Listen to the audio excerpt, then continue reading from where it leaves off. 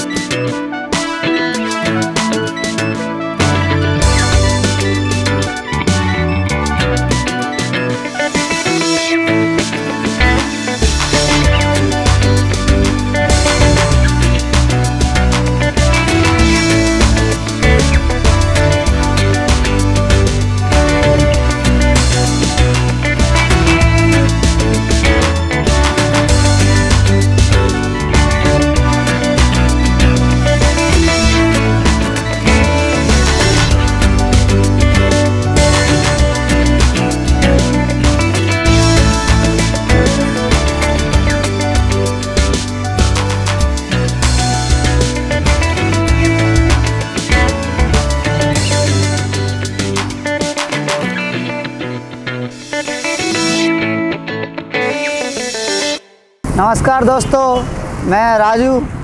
ये राजस्थान केन फर्नीचर, मैं राजस्थान से मटेरियल ला के देखो यहाँ पे जो है मेहनत करता हूँ। हैंडीक्राफ्ट आइटम है ये।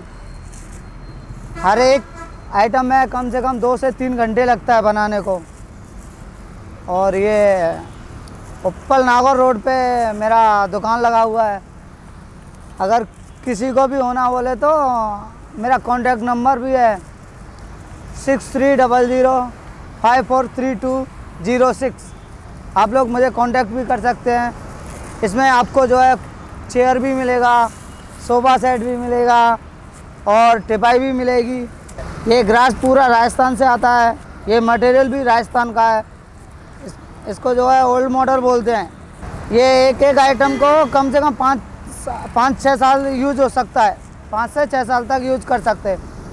आप अपने यूज़ के ऊपर है, आप कैसा यूज़ करते हो वैसा यूज़ होता है। ये जो है धूपकालीन में बहुत अच्छा है, ठंडा रहता है। ये जो है गर्म नहीं होता। बाकी का प्लास्टिक चेयर जो है पूरा गर्म हो जाता है, ये चीज़ गर्म होने वाला नहीं है, क्योंकि नेचुरल है ना, ये नेचुरल आइटम कभी भी जो है हीट नहीं होता, गर्म नहीं होता। थैंक यू दोस्तों।